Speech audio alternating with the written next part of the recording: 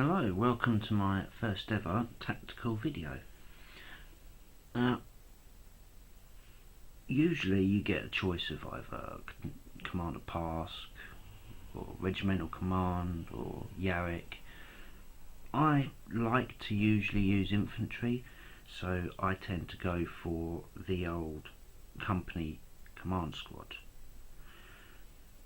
Now, I know it costs a lot of points, but it does end up being quite worth it. Going for Creed. Now, Creed is general scrag, and obviously you get lots of major things added onto him for the points. For instance, you get 2 warlord traits, which could prove very, very handy. And most of the Imperial Guard, infantry, heavy weapons teams, even tanks, they only run to a certain extent of being any good. The only way to actually make the Imperial Guard worthwhile and fight well and win is to have the right orders put in the right place in a battle. Orders are like the mainstay of the Imperial Guard. In all the fluff, in all the stories, the Imperial Guard don't do very well unless they're being given orders. They just don't work without them. And Creed runs 3 orders bog standard. So, well worth having Creed there. I tend to run with Creed in the Regimental Advisors, the Master of Ordnance, because of his orbital bombardment, and the Astropath. You can give quite a lot of good defences to make survivability. And obviously the Astropath can have other uses as well. I tend to put a missile launcher in with the company command squad because at BS4 you're hitting on 3s. If you've got infantry running at you, use the frag missile launcher, you can hit more than one guy. If you've got other tanks or vehicles or heavy infantry running at you, use the crack missile launcher. It's a good way of covering more flexibility for the one squad. I also put Sergeant Kell in with the company command squad because if I lose my, say, Lord Commissar that I put into my conscripts, then all the orders will be going on Sergeant Kell's leadership of 8. And orders from Creed also re-roll.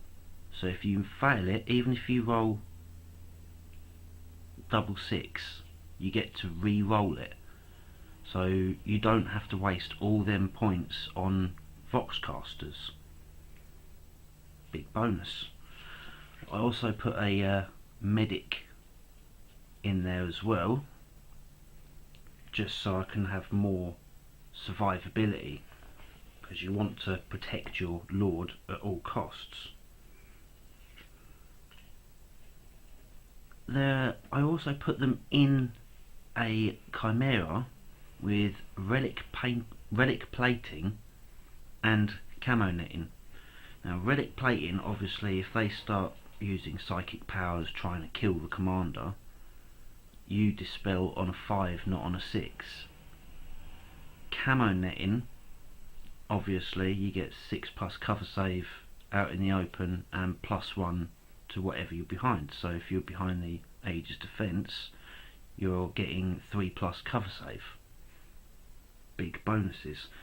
And you can still set out orders from inside the Chimera.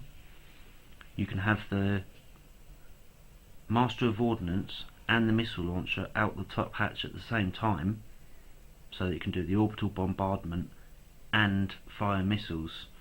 So you're getting a massive array of firepower out of one unit. And yeah, it costs quite a lot on points, But you think about that in trying to give out the orders to your units, re-rollable, on Kel's leadership, you're going to get them orders out pretty much all of the time. So yeah, there is a lot of benefactors from having Creed and Kel and wasting all them points.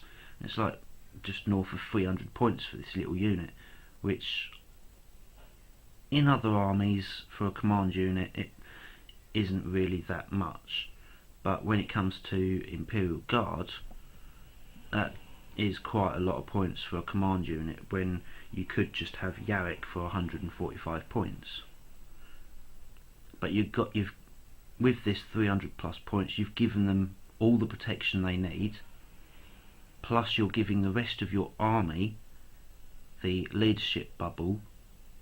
You're also giving them more orders, and you're bringing out 2 nasty bits of firepower from the same unit, and they've got to fight through the Chimera to get to your Warlord, as well as past all of the rest of your army.